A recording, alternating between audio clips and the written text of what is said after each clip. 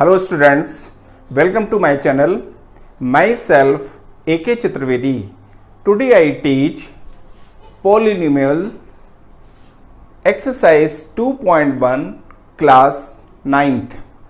देखिए इस एक्सरसाइज में आप जैसा देख रहे हैं यहाँ पर कि पॉलीनोमियल्स के बारे में जो क्वेश्चंस आ रहे हैं उसके रूल्स पर डिपेंड है, उसकी डेफिनेशन पर डिपेंड है और उन्हीं को लेकर के आगे सॉल्व किया जा रहा है क्वेश्चनों को। अगर आपको ये इसके बारे में नॉलेज है, जैसा कि डिस्क्रिप्शन बॉक्स में हमने आपको इसका जो बेसिक कॉन्सेप्ट का वीडियो है वो दिया हुआ है, तो उसको अगर आप देख लेंगे तो उससे आपको ये सब चीज़ें क्लियर हो जाती हैं और फिर आपको इसको स्टडी करने में, इस एक्सरसाइज को स्टडी करने में, बल्कि इस चैप्टर को स्टडी करने में आपको कोई भी प्रॉब्लम नहीं आएगी।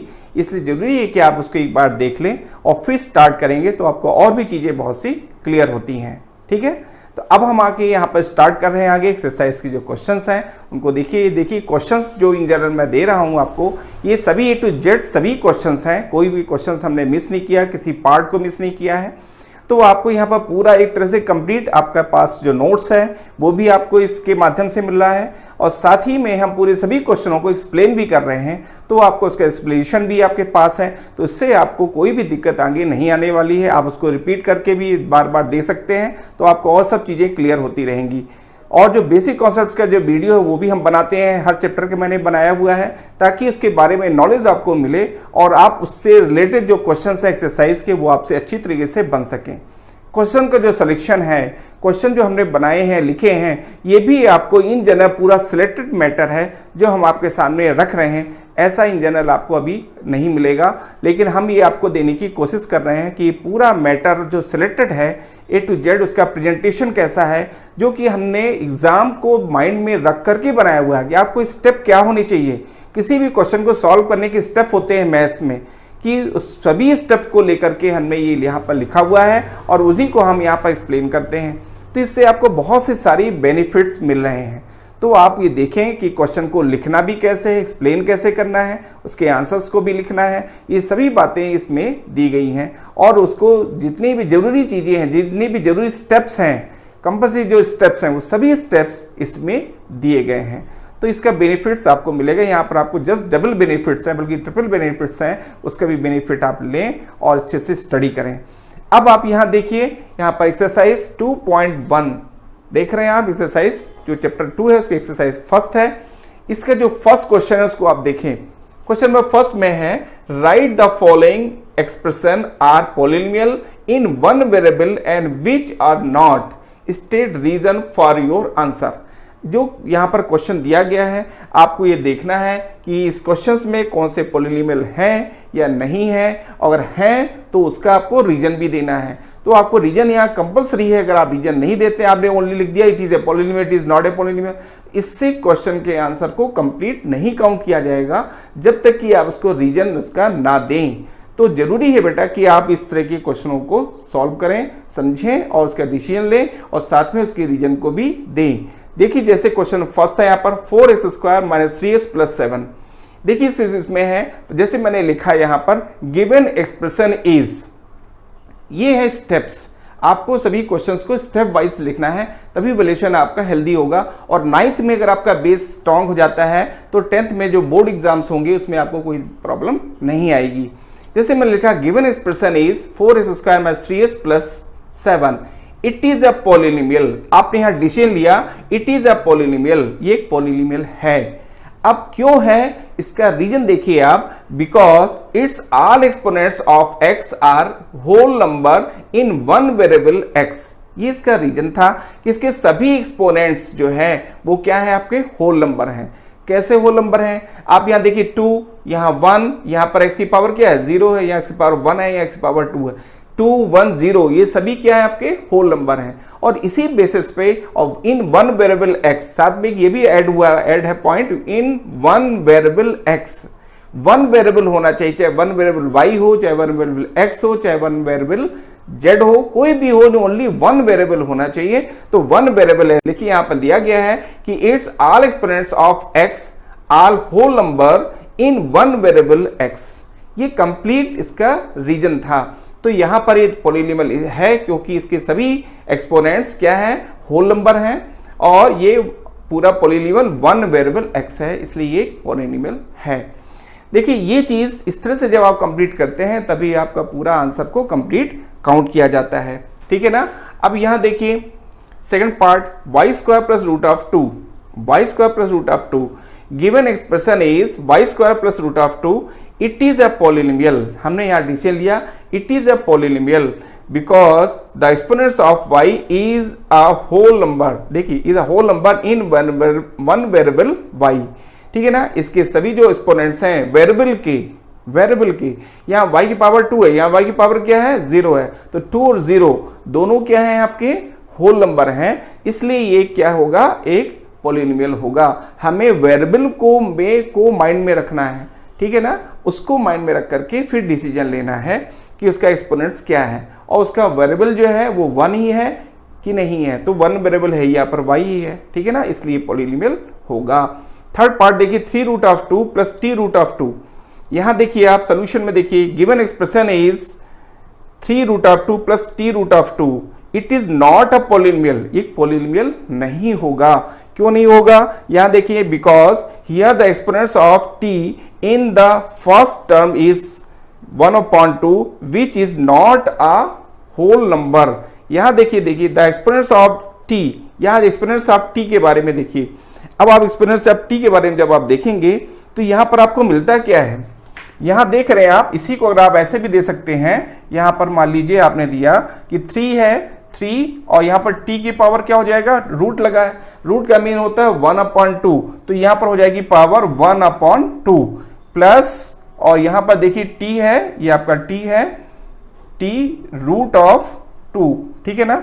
तो यहां देख रहे हैं आप कि जो t है इसकी पावर कितनी है 1/2 है, ये 1/2 यहां पर t की पावर 1 है, लेकिन जो फर्स्ट टर्म था इसकी पावर क्या है, होल नंबर नहीं है, it is not 1/2 is not a whole number, तो ये होल नंबर नहीं है, इसीलिए डिसीजन लिया गया यहां पर it is not a polynomial, ये पॉलिनॉमियल नहीं होगा, ठीक है ना। Because here the exponents of t in the first term देख रहे हैं आप, ये फर्स्ट टर्म है, is 1/2 which is not a whole number, जो कि होल नंबर नहीं है। क्लियर हुआ बेटा आपको।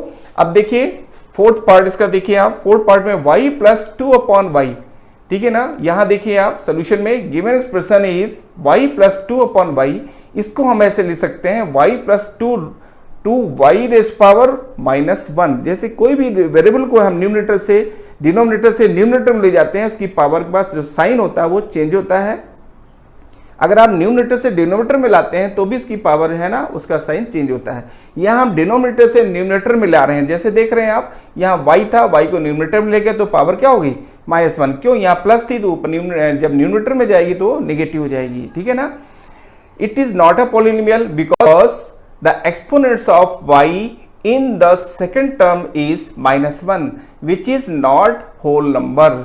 अब देखिए ये जो सेकंड टर्म देख रहे हैं, इसका जो y वेरिएबल है, इसका जो एक्सपोनेंट्स है, पावर है, वो कैसा है, नेगेटिव है, -1 है, और which is not a whole number, जो कि होल नंबर नहीं होगा, therefore it is not a polynomial, इसलिए पॉलिनॉमियल नहीं है, ठीक है, ये इसका रीजन था। फिर पार्ट को देखिए आप, यहाँ जो वन वेरिएबल वर्ड यूज किया जाता है उसका इंपॉर्टेंस अब आपको यहाँ पर क्लियर होगा। यहाँ देखिए फिर पार्ट में x rays power 10 plus y rays power 3 plus t rays power 50। अब ये देख रहे हैं यहाँ पर x है, y है, t है, 3 वेरिएबल्स यूज हो रहे हैं, जबकि कहा जा रहा है इन वन वेरिएबल या 3 वेरिएबल्स यूज हो रहे हैं। अब इसके विषय में देखिए यहाँ पर लिखा पहले given expression is x rays power 10 plus y rays power 3 plus t rays power 50, it is not a polynomial in one variable, ये पॉलिनॉमियल नहीं होगा वन वेरिएबल में, ठीक है ना, because here 3 variables x y t occur in it, क्योंकि यहाँ पर 3 वेरिएबल्स आ रहे हैं, इसलिए ये वेरिएबल ये जो दिए गए हैं 3 वेरिएबल्स से बनाया गया है ये इस एक्सप्रेशन को, तो ये क्या होगा, एक पॉलिनॉमियल नहीं होगा, ठीक है, ये इसका रीजन था। सेकंड देखिए questions, right the coefficient of x square in each of the following, ठीक है ना। यहाँ पर देखिए कोफिशिएंट लिखना है, किसका, एक्स स्क्वायर का। कोफिशिएंट को सिलेक्ट करने के लिए बहुत सिंपल है कि आप कोफिशिएंट देखिए, जैसे एक्स स्क्वायर को आप छुपा लीजिए यहाँ पर, ठीक है ना। तो जितना इसके अलावा यहाँ दिखता है वही नंबर उसका कोफिशिएंट होता है। अगर कुछ भी नहीं दिख रहा है आपको, देखिए प्लस और एक्स स्क्वायर के बीच में देखिए ब्लैंक है, तो ये 1 काउंट होता है। जहाँ कुछ भी नहीं वहाँ पर 1 काउंट होता है। 1 सभी नंबरों में होता है। 1 का मल्टीप्लिकेशन करने से कोई भी इफेक्ट नहीं होता। मैं +1 की बात कर रहा हूँ, ठीक है। तो देखिए यहाँ पर +1 यहाँ पर होगा, ठीक है ना। इस तरह से हम सभी कोफिशिएंट को काउंट कर लेंगे, ठीक है। विथ साइन, मैंने +1 कहा है, ठीक है ना। तो विथ साइन यहाँ पर काउंट करते तो +1 होगा। देखिए गिवन यहाँ पर दिखा, given 2 + x² + x, here coefficient of x² is 1। तो 1 कैसे आया, मैंने इसकी थ्योरी आपको बताई कि यहाँ 1 कैसे काउंट किया गया, ठीक है ना। सेकंड पार्ट देखिए 2 - x² + x³। अब यहाँ पर देखिए given 2 - x² + x³, here coefficient of x² is -1। क्योंकि मैंने कहा था यहाँ पर देखिए माइनस, आपका है ना, माइनस और x के बीच में साइन 1 है, लेकिन साइन इसका क्या है, नेगेटिव है, तो यहाँ पर -1 काउंट होगा। तो ठीक है, here coefficient of x² is -1, इसलिए हमने -1 यहाँ पर सेलेक्ट किया। थर्ड पार्ट देखिए आप, π/2 x² + x, ठीक है ना। पहले आपने लिखा given π/2 x² + x, here coefficient of x² is π/2। देखिए x² को आप ऐसे अगर आप ओवरलैप कर ढक लेते हैं तो आपको क्या मिलता है, π/2, ठीक है ना। तो जब आप यहाँ पर x² के अलावा कौन सा है, प्लस का π/2, विद साइन आप बोलेंगे प्लस π/2। तो यहाँ पर देखिए इसका जो कोफिशिएंट ऑफ x² है वो क्या है आपका π/2, प्लस π/2। अब आप यहाँ फोर्थ में आइए, √2x - 1, ठीक है ना। अब यहाँ देख रहे हैं आप, पहले लिखेंगे गिवन √2x - 1, यार कोफिशिएंट ऑफ x² इज 0। कैसे लिख दिया भाई हमने 0, या तो कहीं आपको दिख नहीं रहा 0। तो देखिए क्या होता है, इसी जबकि हमें कोफिशिएंट ऑफ x² को काउंट करना है, तो इसको हम कैसे लिख सकते हैं, इसको आप लिख सकते हैं यहाँ पर देखिए, यहाँ पर आपने लिखा x0x², ठीक है ना। और यहाँ पर आपने लिख दिया प्लस जो आपको लिखा हुआ था वही आप लिख देंगे, प्लस √2x, ठीक है, और -1। अब यहाँ पर देखिए x² वाला टर्म था ही नहीं आपके पास, तो हमने अगर इसको लिखना चाहें इस फॉर्म में तो 0x² + √2x - 1, तो यहाँ x² का कोफिशिएंट क्या हो जाएगा आपका, यहाँ पर क्या हो जाएगा, वो 0 होगा। इस तरीके से 0 काउंट किया जाता है। कोई भी टर्म अगर एब्सेंट है और उसी पर हमको डिसीजन लेना है तो वहां पर कोफिशिएंट की अगर बात होगी तो कोफिशिएंट यहाँ पर 0 होगा। तो मैंने कैसे 0 होगा मैंने आपको शो करके हिंट कर दिया है कि इस तरह से हमने 0 का सिलेक्शन किया, ठीक है ना। ये आपने जैसे लिखा given √2x - 1, here coefficient of x² is 0, क्योंकि कोफिशिएंट x² यहाँ पर इस तरह से शो किया जा सकता है, तो इसका कोफिशिएंट क्या होगा, 0। तो 0x² मीन्स 0 × x² तो 0 होता है, ये मीन्स नथिंग। तो उसको आप इस तरह से शो कर सकते हैं और फिर इसको एक्सप्लेन कर सकते हैं। अब देखिए यहाँ पर आता है question number 3, give 1 example each of the binomial of degree 35 end of the monomial of degree 100। वो कहता है कि बाइनोमियल में आप डिग्री 35 शो करते हुए एक एग्जाम्पल दें, साथ ही जो आपका मोनोमियल है उसकी जो डिग्री 100 करते हुए आपको उसका एग्जाम्पल देना है। सिंपल है, ठीक है। बाइनोमियल आपका सोल्यूशन था, बाइनोमियल ऑफ डिग्री 35 में B taken as x⁵35 + 4x। देखिए बाइनोमियल क्या होता है, 2 टर्म्स, बाइनोमियल में 2 टर्म्स होते हैं, तो दोनों टर्म्स को हमको यहाँ शो करना है और साथ ही में उसकी डिग्री कितनी शो करनी है, 35। तो एक जो वेरिएबल उसकी डिग्री 35 कर दिया गया, प्लस यहाँ पर 4x लिख दिया गया, तो इसकी डिग्री 35 काउंट होगी। आप यहाँ 4x के लिए 5x² लिख दीजिए, 5x 10 लिख दीजिए, 5x 20 लिख दीजिए, 35 से आगे आप नहीं जाएंगे, ठीक है ना, तभी डिग्री इसकी 35 काउंट होती है। आपको मालूम होगा कि हाईएस्ट जो उसकी एक्सपोनेंट्स होती है वही उसकी डिग्री होती है। तो 35 करके यहाँ पर आप और भी कोई चीज़ें शो कर सकते हैं, माइनस का कर सकते हैं, प्लस कर सकते हैं, जरूरी नहीं कि ये एग्जाम्पल हो, और भी एग्जाम्पल आप ऐसे बना सकते हैं। तो लेकिन ये आपको माइंड में रखना होगा कि x⁵35 उसमें कंपलसरी है और 2 टर्म्स होना चाहिए, ये कंडीशन होनी चाहिए, ठीक है ना। तो वो आपका बाइनोमियल का जिसकी एक्सपोनेंट 35 है वो शो होता है। मोनोमियल ऑफ डिग्री 100 में B taken as 5x⁴100। Monomial में देखिए ओनली 1 टर्म होता है, तो 1 टर्म हम यहाँ देखिए शो किया गया और साथ में उसके जो डिग्री है वो 100 शो की गई है, और ठीक है ना। अब यहाँ 5 की जगह पर 7, 8 कुछ भी आप यहाँ पर कोफिशिएंट में लिख सकते हैं, लेकिन x⁴100 होना चाहिए और 1 टर्म होना चाहिए, ये कंडीशन है। जिसको आप फॉलो करते हैं तो आपका आंसर करेक्ट होता है। जैसे मैंने यहाँ पर शो किया है 5x⁴100, ठीक है ना। तो इसको हम कह सकते हैं it is a monomial of degree 100 may be taken as 5x⁻100। Question number 4 देखिए, write the degree of each of the following polynomials. आपको यहाँ पे जो डिग्री है पॉलिनोमियल्स की वो आपको हिंट करनी है। तो जो डिग्री है उसको हम कैसे एक्सप्लेन करते हैं, कैसे सर्च करते हैं, कैसे उस पर हम डिसीजन लेते हैं। तो मैंने कहा जो हाईएस्ट एक्सपोनेंट्स होता है वही उसकी डिग्री होती है। हाईएस्ट एक्सपोनेंट्स यानी यहाँ पर देखिए क्या है आपका 3 है, यहाँ 2 है, यहाँ 1 है, तो हाईएस्ट कितना काउंट हुआ यहाँ पर, जो वो क्या होगा 3 होगा। तो देखिए the highest power of the variable is 3, so the degree of the polynomial is 3। क्योंकि यहाँ हाईएस्ट जो एक्सपोनेंट्स है ऑफ द वेरिएबल का जो हाईएस्ट, देखिए वेरिएबल में भी आपको कंसंट्रेट होना है कि वेरिएबल का जो हाईएस्ट एक्सपोनेंट्स है वो कितना है 3 है, ठीक है ना। इसलिए इसकी इस पूरी पॉलिनोमियल की डिग्री कितनी होगी 3 होगी। वही मैंने लिखा the highest power of the variable is 3, ठीक है ना, so the degree of the polynomial is 3, इसलिए इसकी डिग्री 3 होगी। Part second 4 - y²। Solution the highest power of the variable is 2, so the degree of the polynomial is 2। देखिए the highest power of the polynomial is 2। यहां देख रहे हैं आप 4 - y², जो वेरिएबल है उसका जो एक्सपोनेंट्स है वो क्या है 2 है, और यहाँ पर 4 है, इसका एक्सपोनेंट्स क्या है वेरिएबल का 0 है। तो यहाँ हाईएस्ट पावर कितना हो गया यहाँ पर 2, ठीक है ना। The highest power of the variable is 2, variable का हाईएस्ट पावर 2 है, so the degree of the polynomial is 2, इसलिए इस पॉलिनोमियल की जो डिग्री है वो 2 होगी। थर्ड पार्ट देखिए आप 5t - √7।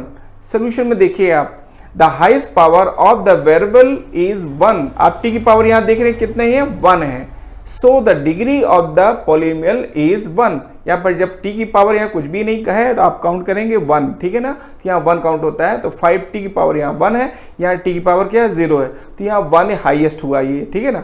तो इस जो टर्म है 5t इसका एक्सपोनेंट्स क्या होगा 1 है यहाँ पर वेरिएबल का, इसलिए इसकी डिग्री कितनी हो जाएगी 1 हो जाएगी। ये इसका बेस था, रीजन था। फोर्थ पार्ट देखिए इसमें 3 लिखा हुआ ओनली एक नंबर है जो कि कांस्टेंट है। तो देखिए यहाँ पर क्या है x की पावर आप 0 कर सकते हैं, ठीक है ना। इसी को आप यहाँ पर ले सकते हैं, अगर आप चाहें तो आप इसको इस तरह से ले सकते हैं 3x⁻0, ठीक है ना। तो इस तरीके से लिखा है solution the highest power of the variable is 0। कैसे है आप इसको इस तरह से ले सकते हैं 3x⁻0, because we know that x⁻0 equal to 1 and 1 × 3 equal to 3, right, means no change of value, इसकी वैल्यू कोई चेंज नहीं होगी अगर आप x⁻0 को शो करते हैं इसके साथ में। तो यहां पर देखिए इसकी एक्सपोनेंट्स क्या हो गया 0 हो गया वेरिएबल का, इसलिए इसकी डिग्री कितनी हो जाएगी 0।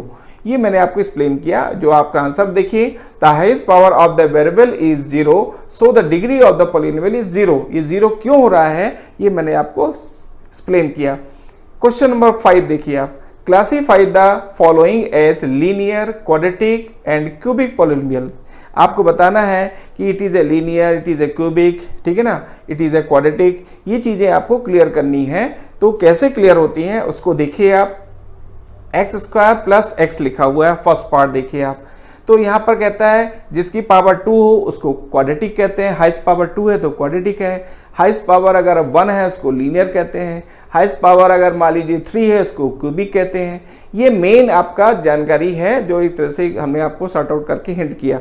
अब इसी को एक्सप्लेन कैसे करना है, तो देखिए the degree of x² + x is 2। इसकी डिग्री कितनी है, हाईएस्ट कितनी है, पावर यहाँ 2 है, इसलिए इसकी डिग्री कितनी होगी 2। So it is a quadratic polynomial, इसलिए ये कैसा पॉलिनोमियल होगा, क्वाड्रेटिक पॉलिनोमियल होगा, ठीक है ना। अब सेकंड पार्ट देखिए आप x - x³। तो यहाँ देखिए पावर कितनी है 3 है, नेचुरली हाईएस्ट पावर कितनी है 3 है, तो इसकी डिग्री क्या होगी 3, ये क्यूबिक होगा, ठीक है ना। अब इसी को देखिए एक्सप्लेन किया गया है the degree of x - x³ is 3, ठीक है ना। So it is a cubic polynomial, इसलिए ये एक क्यूबिक पॉलिनोमियल होगा। अब देखिए फोर्थ पार्ट देखिए 1 + x। अब यहाँ पर x की पावर वेरिएबल क्या है, x की पावर यहाँ क्या है 1, यहाँ x की पावर क्या है 0, जैसे हमने आपको बताया था इसके पहले। तो देखिए यहाँ पर x की पावर 1 है जो कि हाईएस्ट है। तो देखिए the degree of 1 + x is 1, so it is a linear polynomial. ये एक लीनियर पॉलिनोमियल होगा जिसकी डिग्री 1 होती है, जिस पॉलिनोमियल की उसको हम लीनियर कहते हैं। जिसकी डिग्री 2 है उसको क्वाड्रेटिक कहते हैं, जिसकी डिग्री 3 है उसको क्यूबिक कहते हैं, ठीक है ना।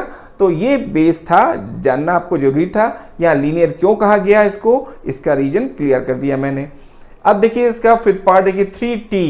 अब यहाँ पर देखिए वेरिएबल क्या है, t है, इसके एक्सपोनेंट्स क्या है, कुछ भी नहीं, 1 काउंट होगा, ठीक है ना। तो degree of 3t is 1, so it is a linear polynomial. मैंने आपको पहले ही बता दिया, अगर डिग्री 1 है तो उसको हम क्या कहेंगे, लीनियर। उसी को हमने यहाँ पर आंसर में एक्सप्लेन किया हुआ है। अब यहाँ देखिए आप 6th पार्ट है r स्क्वायर। सोल्यूशन में देखिए the degree of r square is 2, so it is a quadratic polynomial. देखिए इसकी डिग्री कितनी है, 2 है, जो 2 है इसको हम क्वाड्रेटिक कहेंगे। The degree of r square is 2, so it is a quadratic polynomial. अब देखिए 7th पार्ट देखिए 7x क्यूब। अब 7x क्यूब यहाँ पावर कितनी है एक्सपोनेंट्स की, वेरिएबल की 3 है, तो ये क्या होगा, क्यूबिक होगा, ठीक है ना। अब उसको एक्सप्लेन किया गया, the degree of 7x cube is 3, so it is a cubic polynomial. इस तरह से आप उसको एक्सप्लेन करेंगे।